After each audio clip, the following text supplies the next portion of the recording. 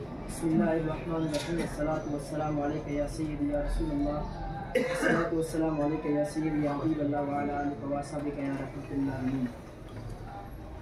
میلاد شریف کے بارے میں بیانات چل رہے ہیں استاد صاحب کے. آج میلاد شریف کے بارے میں بیان کریں گے کہ میلاد شریف کا منانا کس طرح ہے اور میلاد شریف کا جو محفل ہے وہ اللہ کی بارگاہ میں قابل قبول ہے کہ نہیں ہے.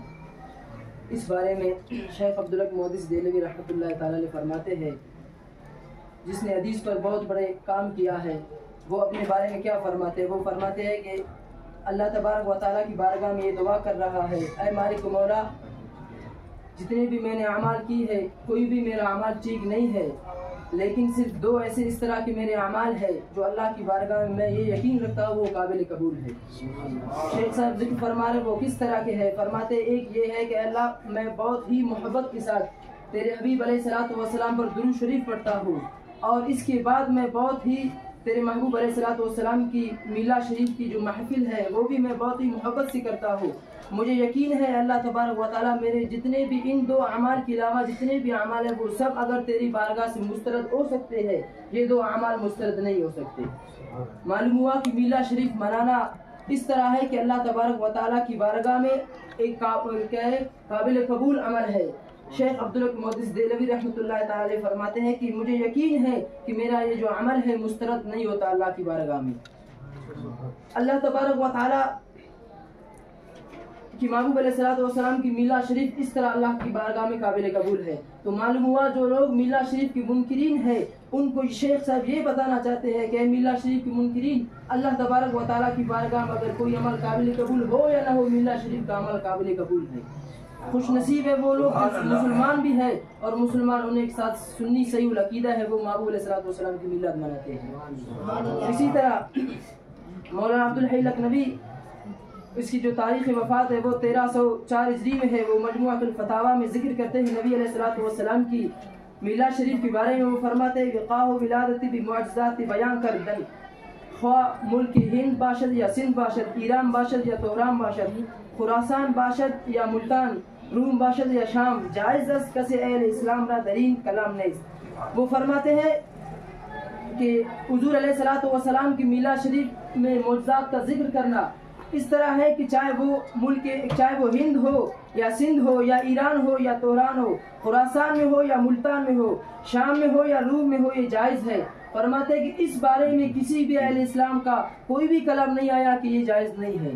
معلوم ہوا کہ حضور علیہ الصلوۃ والسلام کی معجزات کا ذکر کرنا، حضور علیہ الصلوۃ والسلام کی شان کو بیان کرنا، یہ میلاد شریف اسی کو کہتے ہیں.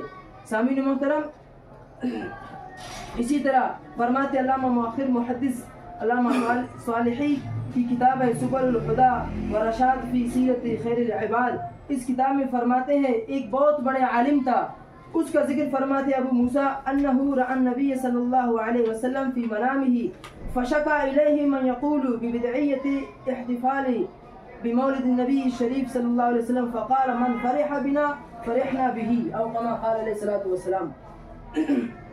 یعنی محبوب علیہ الصلوۃ والسلام کی جو میلاد شریف کی منکرین ہے ان کا کیا، منکرین جو میلاد شریف کے انکار کرتے ہیں وہ لوگ جو میلاد شریف مناتے ہیں، اس کے بارے میں سرکار علیہ الصلوۃ والسلام کا کیا انعام ہے سرکار علیہ الصلوۃ والسلام کی بارگاہ سے جس کو ملتے ہیں.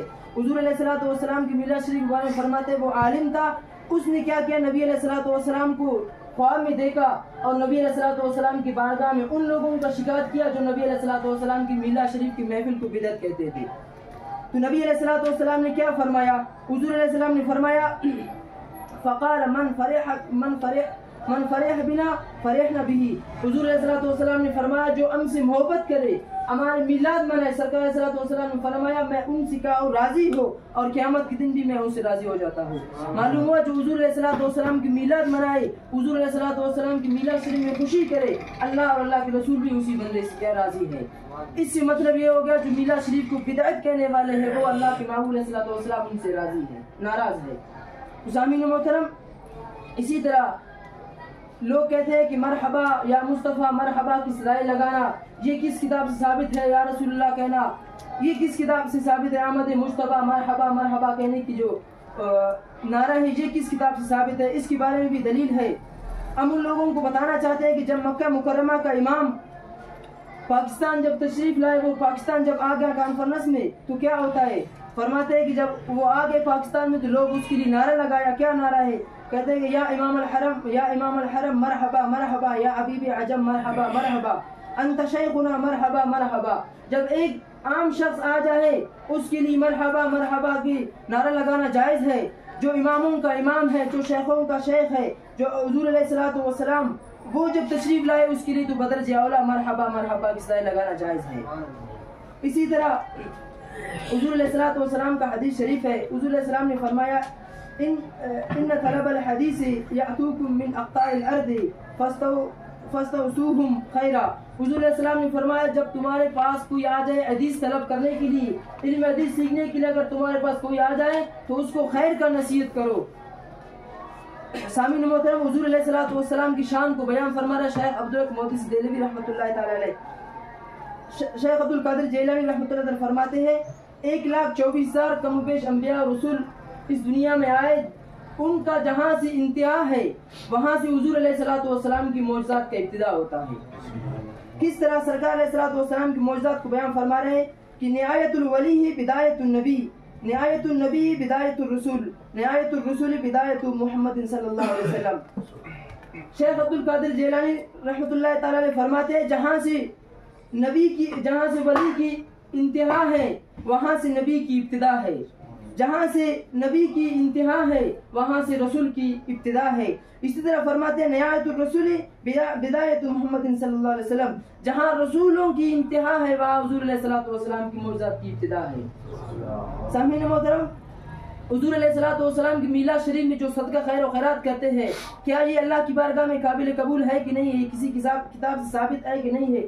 اس کے بارے میں بھی اللہ کی بہت کیا ہے ولی ہے. وہ کون ہے؟ شاہ ولی اللہ محدث دہلوی رحمۃ اللہ تعالی فرماتے ہیں وہ اپنے والد صاحب سے سنا، وہ اپنے والد صاحب کا ایک قصہ بیان فرماتے ہیں. کس طرح ہے وہ؟ اس کا والد صاحب کون تھا؟ شاہ عبد الرحیم تھا.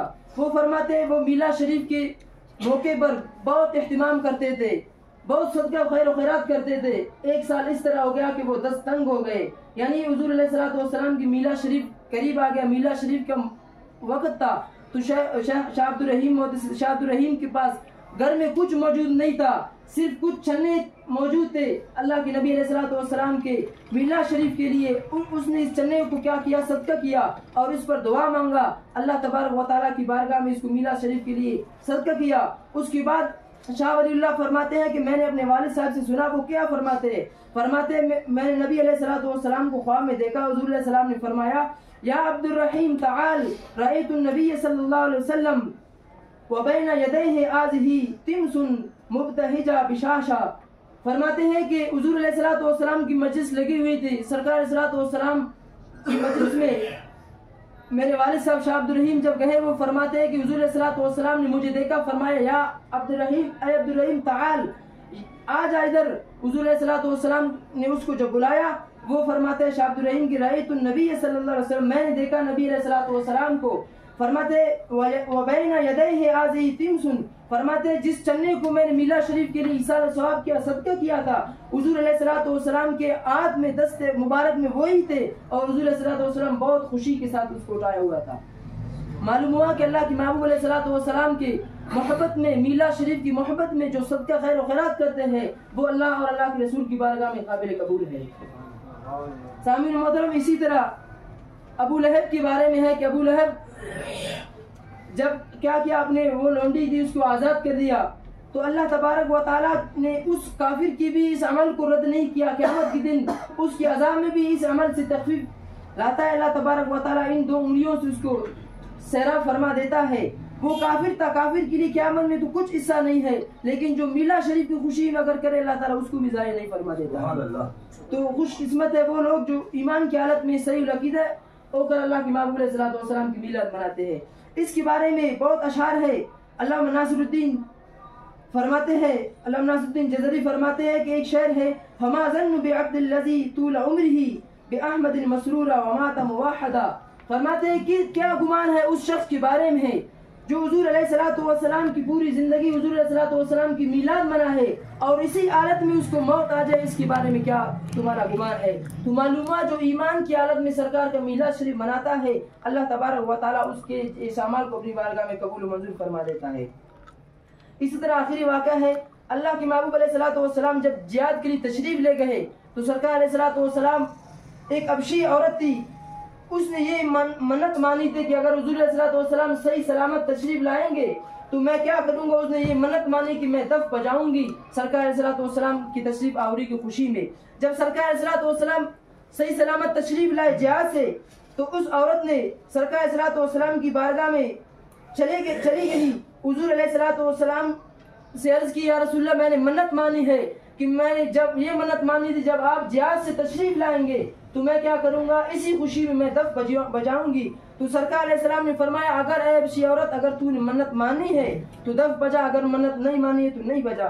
تو حضور علیہ الصلوۃ والسلام نے اس کو دف بجانے کی اجازت دی۔ یہ ایک قسم کی خوشی ہے، حضور علیہ الصلوۃ والسلام کی تشریف آوری کے لیے خوشی منائی اس عورت نے، سرکار علیہ الصلوۃ والسلام نے اس کو اجازت عطا فرمایا۔ یہ جو روایت ہے یہ مصنف ابن ابی شیبہ میں بھی موجود ہے۔ وآخر دعوانا الحمدللہ۔ اللهم ارنا الحق حقا وارزقنا اتباعه وحببه الينا وارنا الباطل باطلا وارزقنا اجتنابه وكره الينا وصلى الله تبارك وتعالى على دوسرے والا